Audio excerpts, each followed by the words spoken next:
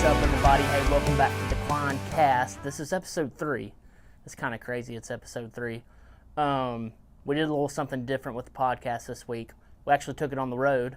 We were on the Days That We Dreamed Of tour last week with Rhett Walker, as you've heard us talk about like a million times on the podcast.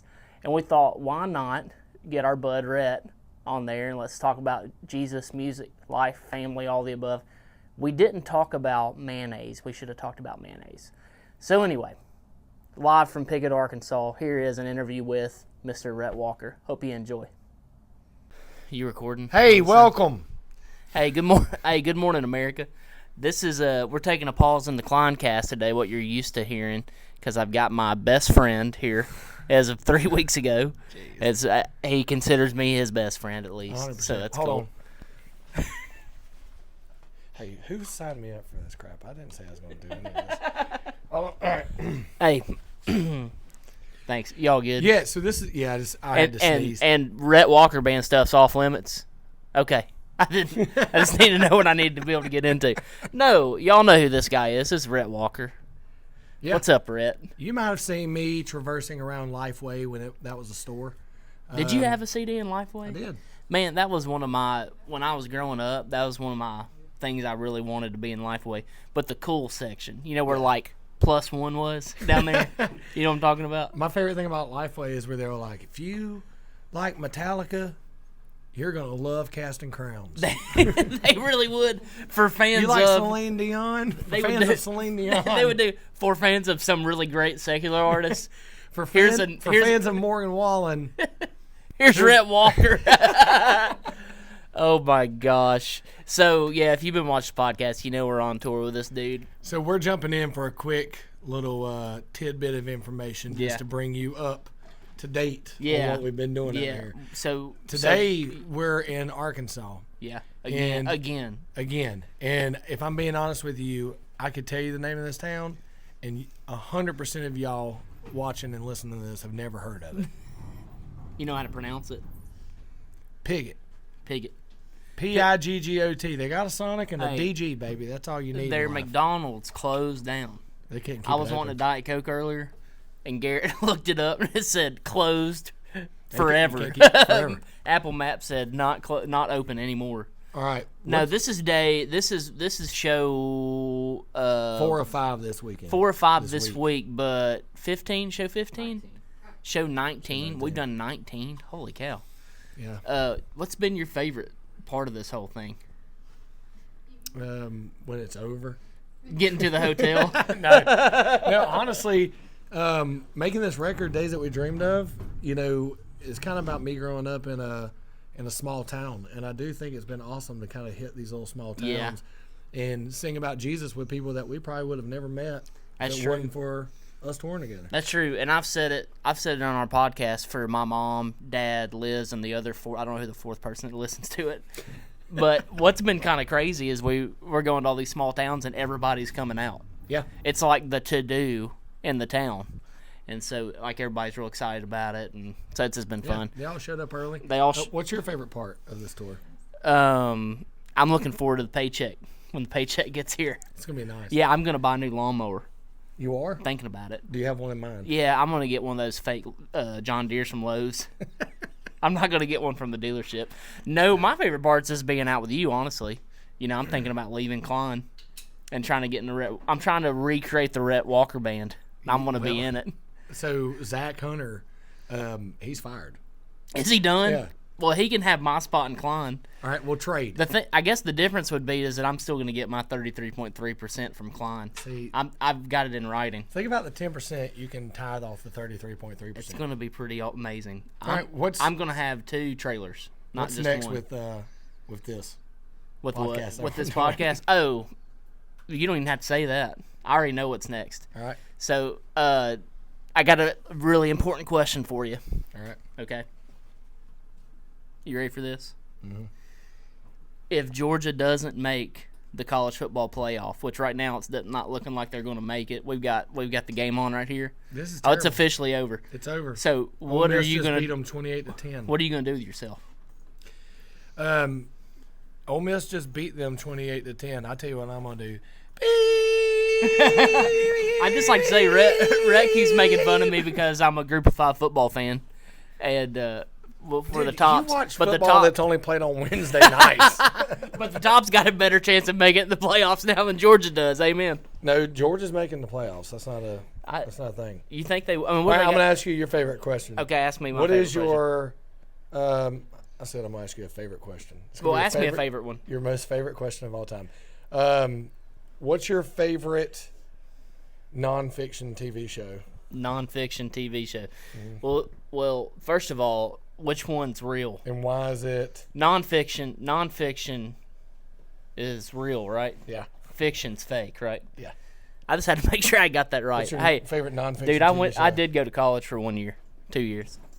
And favorite fiction? And why is it Dog the Bounty Hunter? Favorite fiction? Actually, I was I feel going like to you say. wake up and try to dress like Dog the Bounty Hunter. I was going to say I quit going. Enough of this nonsense. I was going to say I quit going to the Alright. gym. I just watch Cops. I got a question. Now, I got a question for you, Rhett. Okay. Are you related to Thomas Rhett by any chance? oh, actually, I want to take it back. That's been my favorite part of this tour. Rhett does a VIP thing every night, and people. There's ask at that least question. one question always. It's like, hey, Love it. are you? I mean, I got him right here. You can kind of tell.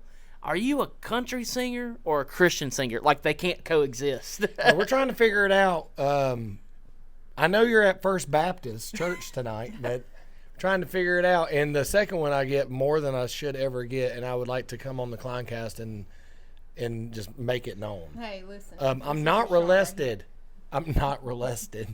I'm Whoa, not related. Whoa, Nelly. Oh, Nelly. Okay. You're not related. I'm not related to Thomas Rhett. That's not how names work. Are you sure? Rhett is not his last name, nor is it mine. What about Rhett Aiken? Are you related to him in any type of Yeah. way? Because my name is Joshua Rhett Akins. Exactly. That makes more sense. I get it now. I am related to Luke Bryan. Hey, what's been so far? Because I know a little bit of your background. Rhett, we met Rhett like, golly, a long time ago. Like just really in passing. We didn't get to know each other until really this. Yeah. Like know each other. What's been like career highlights for you? Because you had Rhett Walker band, and you kind of had a little bit of a break. Yeah. Not really, but kind of. You took a little break. It took a couple years off. Yeah. What's been since you've gotten back? Because you had a lot of success. You had a big old hit. You had, I mean, everybody knew who you were. Then everybody forgot who you were. No, I'm just kidding. Nobody They're forgot. like, wait, is this guy no, Thomas Rhett? No, I'm kidding. You've had a cool career though, because you took time out, did what God told you to do, and you're back. You've been back for years. What's been like a favorite moment during, I guess, your second time around in the industry? Well, I would say first you have to define success. You know, because my career has looked a lot different than, you know, other artists. Yeah. And we've even talked about on the road, like, you know, some of these shows might not be like the sexiest shows where people are like, I'm going in my career to do Winter Jam or like I want to play arenas. I think that my favorite thing has been going, what do I feel called to do? Yep. And what I feel called to do is to tell people about Jesus. And if we get to pack these places out each night and sing songs about Jesus, when we wouldn't have ever met these people. To be able to come here, and I grew up in a town with like one stoplight.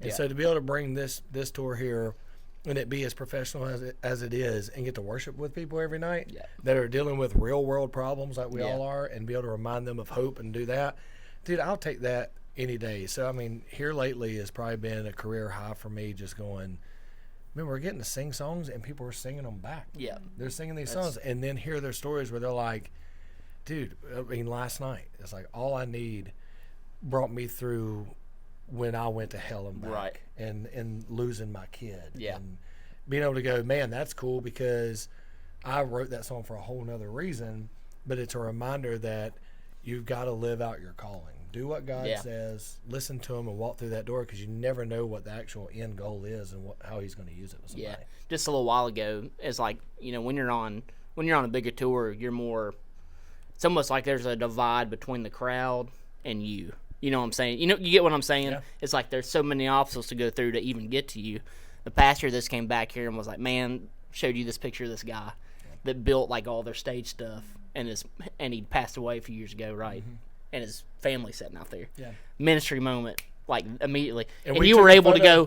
go. We didn't have to go through 14 security guards to go. Man, can Rhett come say something to this guy? This guy's just like Yeah, shit he his brought heart. it back here for just Yeah. for me to just sign. And Yeah. I was like, dude, if they're out there, and we took a photo together, and the wife held the photo. Oh, that's- and got a whole that's family dope. Photo. That's I love that, man, because that's what matters. Yep. It's like we've said it a million times. Some of the sexy stuff's awesome to do. You can say sexy on our podcast. The sexy stuff is awesome to do. You know, Neat like stuff, the neat slick stuff. Like being on the Dove Awards is dope. You know, playing the arenas are dope. Having the hit songs are dope. But all of that's just a facet to get to a point for that moment. You know, you go love on that family. You know, you get so. I wonder anyway, what that's just winning a Dove Award is like. Cool. I don't know. I don't know. Have you everything- never won one? No, everything I've been we're nominated switching out. for is I've lost. So When Mercy Found Me was nominated for a Grammy. Right, and I I knew lost that one to a tie. So I couldn't Are even you serious? pretend I was a Do you remember a who you close tied with? second. Matt Redman and Israel. Seriously, Houghton. they couldn't have just let you have that one. Well, I was like, why'd you have to tell me it was a tie? Yeah, Could have at least been like, I bet I was a close second. tie. So they just gave it to them. Just hang on. Did you get the Grammy? Like, do you have the trophy? I lost. But it's a tie, so No, neither one of you won? It was Israel and Matt Redman that tied.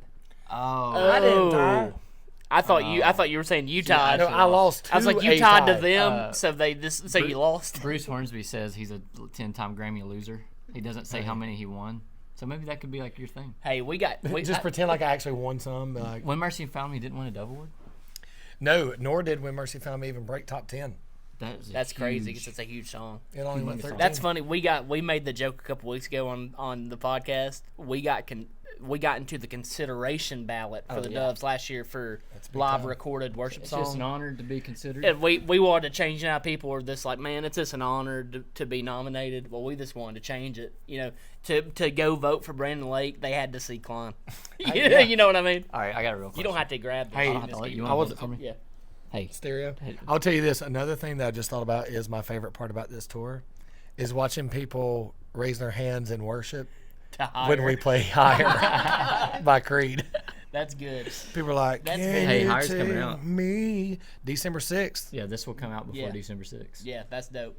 I thought this putting was out Higher. slated for like February. tomorrow. We got a few. It's that actually we coming did. out tomorrow. Cut that out. I jumped in because I had a real thing. Okay.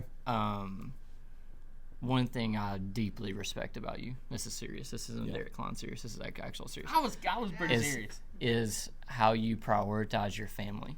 And I feel like Derek and I, everybody knows our story. Like, not that we didn't prioritize our families, but we were slave to a schedule we couldn't control, right? So it was like, hey, the tour, we're doing 180 dates this year. Plan your vacations around it. Plan your birthday parties around it. Plan your anniversaries around it, whatever. I feel like one of the greatest things we learned being out here was even just your schedule of touring. You're like, nope, I'm going to be home for as many football games as I can. We're going to work every other week.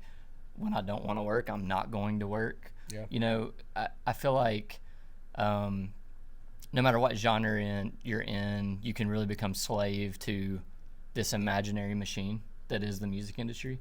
Like, what was your instinct? How did that? Has it always been that way for you? What started you going, no, my family? I'm not just gonna. It's not just lip service. Like, I've watched you behind the scenes. Your family is first. You talk to your wife every night. You don't mess around with anything that isn't appropriate on the road. Like, what triggered for you that you were like, nope, my family's first, no matter what anyone else says, not the booking agent, not the label, not whatever. Yeah, it wasn't always that way. The reason I actually quit Rhett Walker Band was we were just burnt out. I mean, I remember one of our first runs was in a old 15-passenger van, and we played Midland, Texas, a festival called Rock the Desert that's not even around anymore. Had 2 days to get to Buffalo, New York to play Kingdom Bound. Oh my gosh. So, I mean, left Nashville for Midland, Texas to Buffalo. Oh yeah. But with my story, and everybody knows mine and April's story, when you're a teenage pregnancy and you start working and you're 17, so you need big boy job money, but ain't nobody hiring a spot for a big boy job when you still got your senior year of high school. Yeah. So it was, you don't leave money on the table. So anytime a show came across my desk, it was, all right, we'll do it. I mean, I've driven back 3 times the night before my kids were born. You know, I wasn't going to miss it, but it was like, we need this money. Yeah. Yeah. And me and April were like, all right, we got to go get it. And it's not that, you know, things have changed. Now you find success. That does make things easier. But as the kids got older, you start to realize, man, I can always make more money. We can always go figure out something. God's always provided. Yeah. And you can't use that as an excuse to be lazy. Well, God will provide. Well, God gave you the wisdom to go out there and work your butt off and make some money. Right. But it became the thing where I was like, I don't want to miss T-ball games. I don't want to miss football games. I missed 1 football game of Cash's this fall, and we've done a 3-month tour. Yeah. You know? Yeah. And so me and April just had to sit down and go, all right, we're going to do 2 weekends a month at the most, and it's not going to be back to back. If sometimes we have to, but it's not going to be. And if we could put 10 days in between it, that's enough time for her to go, I really need you to get out of the house and go do something. Yeah. I got to homeschool these kids and you know, do that. But it became a thing of like, what do we prioritize? Let's step down from that. I mean, there's a major tour I got offered, I won't say the name of, this spring, but the time it takes up, I won't be able to help coach, you know, T-ball and softball like I did last year. Yeah. So just not going to do it. Man. Yeah. You know?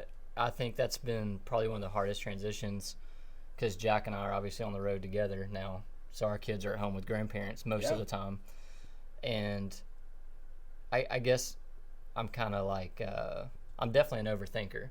But when I think about the future and what it takes to be, if you want to throw around the word successful or whatever, and whatever you do, it takes time and work and effort. I don't care if you're open your own dentistry or if you're an artist. Construction You know, worker, it's, it doesn't matter. yeah, it takes time.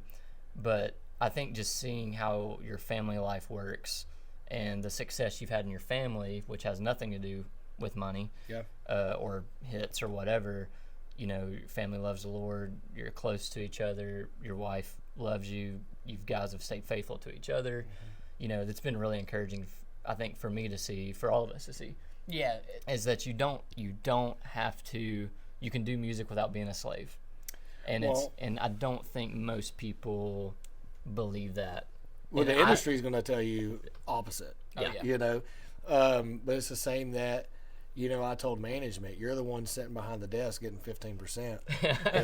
I'm the one getting a 4:30 a.m. lobby call. Yeah. You know, Exactly. so don't tell me where I need to go and when I need to go. Yeah. Unless you want to fly us out there or drive us out there, then we can figure it out. Yeah. But I think too, you know, to what you're saying, if you open up your own construction business and you're not busting your butt every day working, it's not going to be successful. Right. But once you find that spot, and I think it's just being obedient for each season you walk through. Whenever I first started and we were doing Midland, Texas to Buffalo, New York, my wife was the biggest supporter. I mean, the same as Jack said when y'all were out on the road, you know, doing other stuff. It was like, I've got to be the rock for him because it's hard sometimes out here. And I did, the thing about broke me, you know, 2 years ago was I said, it's what led to the 2 weekends. I mean, we learned that only 2 years ago. Yeah. I said, hey, everything that we missed on 2020, they're like, we're going to reschedule. And I was like, not everything's going to reschedule. Right. We just can't. Well, pretty much everything rescheduled. And it was like June to almost December every weekend. Wow. And like Cash would cry if I went to the bathroom thinking I'd left again. Yeah. Oh man. And I was just like, the heck with all this stuff. Like, I need to go tell people about Jesus because it might be the thing that, you know, the Lord is able to move in their life and they find salvation and they find hope and they find peace.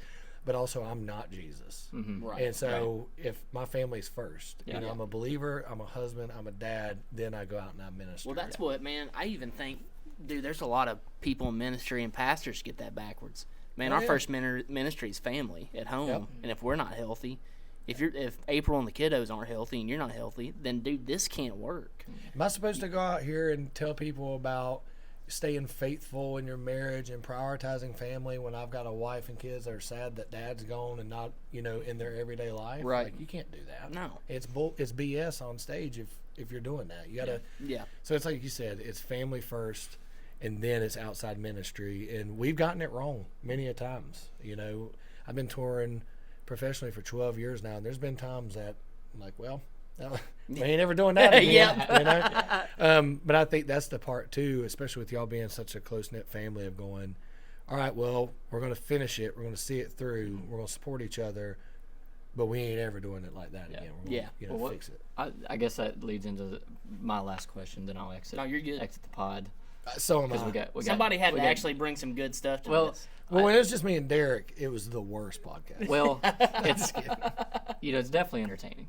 Oh yeah. So I guess my question, and I feel like this would help other people in whatever God's called them to do. But like I said, we've learned a lot from you over the past couple months. What would be something, advice, either specifically for us, for the three of us, because you know us pretty well now, and as we pursue what we feel like God's called us to do, or for any artist or someone in ministry, like what's something you've learned other than the schedule thing? Like what's something that you're like, hey, if you can do, you don't have to wait until you have a hit to implement these things in your life. Like what's something that would make us healthier or stay healthy? I think y'all have already got this pretty well just from hearing your songs each night, how they're crafted, how y'all describe yourself, if you're country, if you're Christian, pop. How I sing them. Yeah. How I sing But them. I feel like you've already got it down, but I tell new artists this all the time, and I think y'all would agree. Like, we already have Chris Tomlin. Mm-hmm. We already have Morgan Wallen. We already Yeah. have Taylor Swift. So you've got to be who God created you to be. And I think it was Louis Giglio that did this sermon way back in the day, and he said, you got to imagine this world as like one big complete circle of like the way time moves. Mm-hmm. And he's like, anytime you step out of your spot to try to copy this person, there's a void, there's a hole in the way it was supposed to be orchestrated, the way God created it. And so I just tell artists all the time, like, dude, yeah, that new Brandon Lake song on radio is killer. Yeah. But we already got that. Mm-hmm. And if you just try to be the same that and go wear leopard pants, like, you're just going to be, the Dollar General Jack, version get of rid of your Brandon leopard Lake. pants. But there might be Jack does like leopard something pants. that's like, if what do you really want to say, and what do you really want to sing, and how do you really want to sound? And I mean, the amount of times I've been told I'm too country for Christian radio, like, it's cool, but I had to write this song this way, and I can't change the way my voice sounds. Yeah. So you just have to be so secure in yourself, and the only way that happens is daring to suck. Write the songs, all the songs. They're not all going to be good. I praise God for a closed, locked Gmail account that fans will never see some of the first songs I wrote and hear them demos. They're terrible. Yeah. So yeah, that's my main thing. And then to grace, just heavy on grace, man. Yeah. Like, because there's going to be times that y'all are so tired from the road that you might pop off on each other, or me and April can feel the tension because it's like, okay, we're nearing the end of a tour, and even though you got space in between, you start to feel the end of a tour. Oh, yeah. Like Florida next week, we're going to all fist fight. I've felt. I've been it working this out. week. I've been going to the gym for that. Get ready. I think Jacqueline said she's going to win. I think thinking about the end, because we're taking off in December because we've been gone so much this year, I think I'm starting to feel it. This tension, week is definitely, Yeah. and I can, it because being you a want to 5 give day, everyone, all of you, and we're going every to. night, and we're going to do it. Yep. But the 20 hours in between shows, You're just dead. you start feeling it. Yeah. So thank the Lord for Starbucks. Yeah. Amen. I want to say one more thing. Or any local changed my coffee shop Yeah. that Jacqueline has to be I at. changed my mind. I want to say one more thing. Days That We Dreamed Of is an incredible song. Yes. Thanks, man. And I think I told you that one time, but I wanted to tell the public. It has nothing to do with being a Christian artist or a country artist or whatever you are. That is an unbelievable song, and I still believe great songs make it. Like, songs really make make it. And I think that song has made it because of the people that hear it. But I almost cry every night, because Jack's usually standing in the back and we're playing that song with you. Because your real band's not here, so we're trying to. We're copying crushing your it. real band. Y'all crushing. But love that song. Also, as you know, I tell people every night, Nashville told us no, can't tour this year. You don't have a K-Love single. You don't have enough streams. You don't have a blah, blah, blah. And here we are. Here we on the are. Rhett Walker tour. So thank you. love it. Amen. Love you, bro. Go stream all of our music right now, like at the exact same time. Like, if you got Apple Yeah. and Spotify, play them both. But if you're at the choosing same time. between like Worthy One or Days That We Dreamed Of, Worthy Worthy one Okay, could good. Worthy one could All right, handle I a few just more wanted streams. Worthy One, because Days That We Dreamed Of is crushing. That's great. Okay, bye.